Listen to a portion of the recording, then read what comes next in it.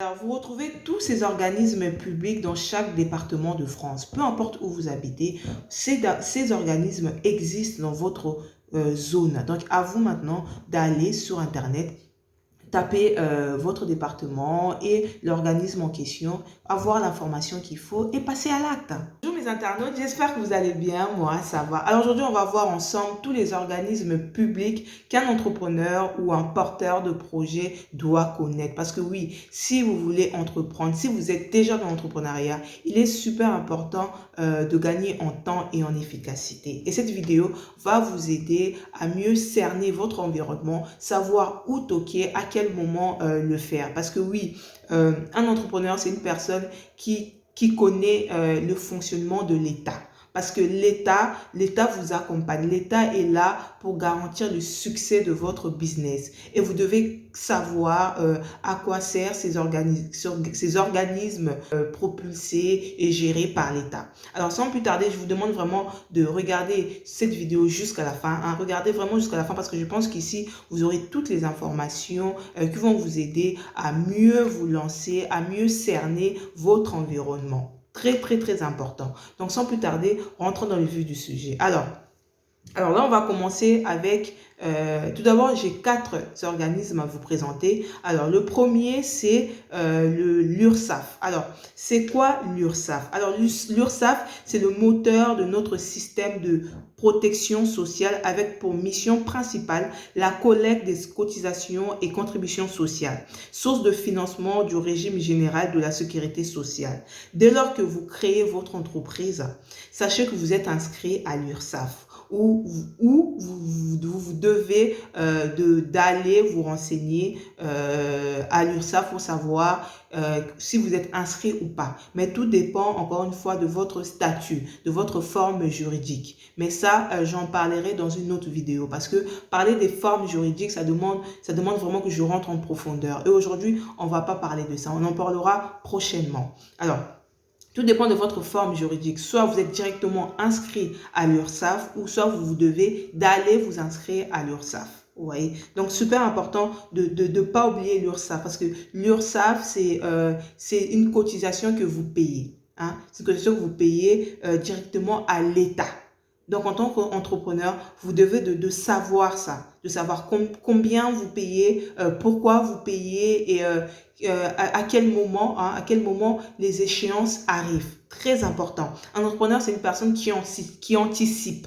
Vous voyez, vous devez d'anticiper sur tout ça. Alors, contribuer financièrement au système de sécurité sociale qui garantit en retour des prestations de base. Si par exemple, votre entreprise fait faillite et que vous vous retrouvez au chômage, vu que vous avez payé des cotisations à l'URSSAF, l'URSSAF peut vous verser chaque mois quelque chose. Ça peut être pour vous-même en tant qu'entrepreneur et pour vous-même en tant qu'entrepreneur, voire même pour vos salariés. Vous voyez, vous payez les cotisations, vous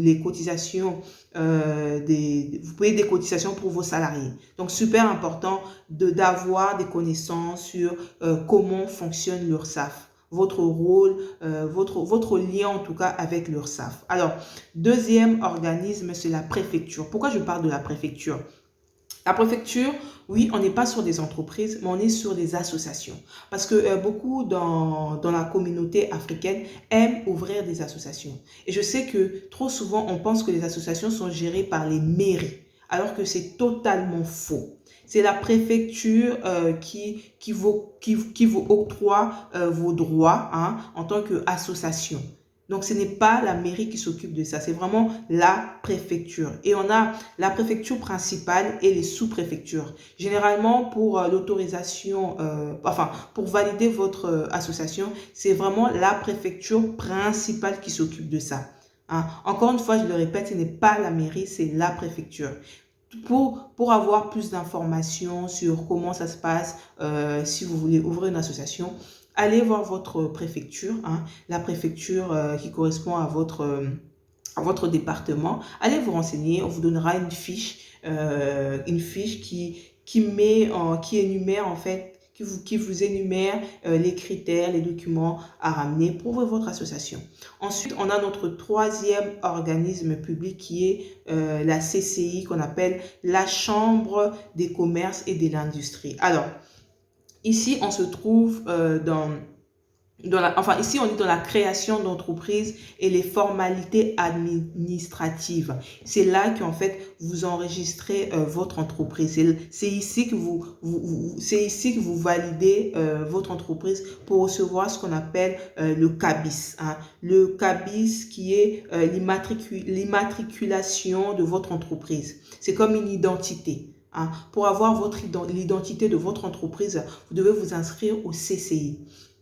Le CCI, c'est pour toutes ces personnes qui veulent ouvrir des sociétés des sociétés commerciales. Hein. Quand c'est une société commerciale, une société individuelle, vous devez d'aller voir la CCI pour justement avoir votre identité, l'identité de votre entreprise ou société.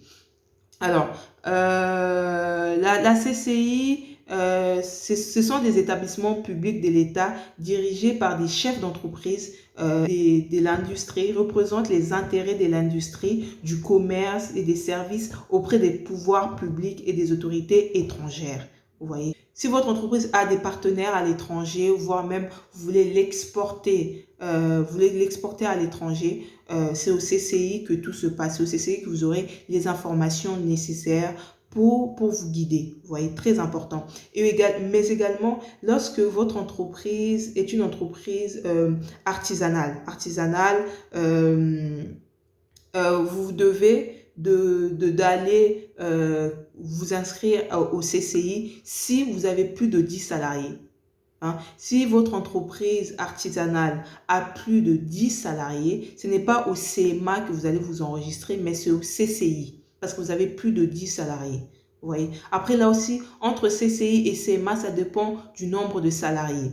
Hein. Quand vous avez plus de 10 salariés, vous êtes au CCI.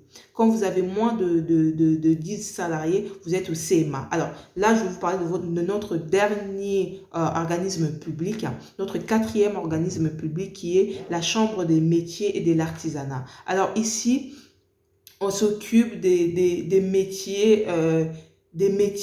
comment je peux dire?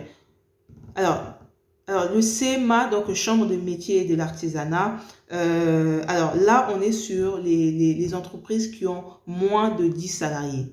Moins de 10 salariés où vous êtes vous-même votre salarié. Hein, vous voyez?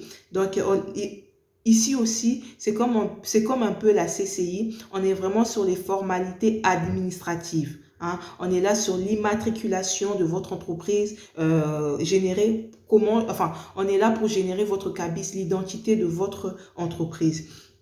Et également, on délivre également les attestations de la qualité d'artisanat et les titres de maître artisan. Tout se passe ici. Là, c'est vraiment pour votre entreprise. Parce que oui, l'entreprise et vous, vous êtes des entités complètement opposées. Hein. Comme vous avez votre pièce d'identité, votre entreprise également doit avoir sa pièce d'identité.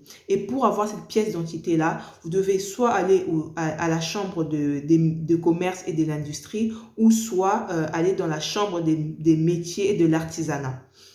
Alors là pour le CMA, la chambre des métiers et de l'artisanat, on est vraiment sur des métiers où on fait appel à ses mains. Par exemple, la coiffure, vous voulez ouvrir un salon de coiffure, vous voulez ouvrir une boulangerie, vous voulez ouvrir une boucherie, vous voulez ouvrir, je sais pas, un garage, vous voulez ouvrir tout ce qui est lié, tout ce que vous faites à la main. Tout ce que vous faites à la main, vous devez vous enregistrer au CMA, à la Chambre de métiers de l'artisanat. Et quand vous avez au-delà de 10 salariés, vous vous référez au CCI, aux chambres de commerce et de l'industrie. Vous voyez? Alors, dans la chambre de métier et de l'artisanat, on est également dans l'accompagnement. Hein. L'accompagnement se fait très facilement ici grâce à des associations parce que ces organismes ont dans leur package des associations comme ça, comme France Active, comme Initiative Essonne, hein, des associations comme ça qui peuvent vous aider à monter un dossier pour trouver le financement auprès des banques. Hein. Ils peuvent vous aider pour le financement, ils peuvent vous aider dans l'accompagnement, intellectuel, un accompagnement humain, un accompagnement matériel, hein, on est vraiment sur l'accompagnement. Donc, ici, avec ces associations vous aident également à juste vous lancer de la meilleure manière possible. Donc, à vous aussi d'aller vous renseigner, comprendre comment fonctionne tout ça. J'espère en tout cas que dans cette vidéo, je vous ai donné assez d'informations pour vous aider, vous guider à mieux cerner votre environnement. Parce qu'un entrepreneur, c'est une personne qui maîtrise son environnement.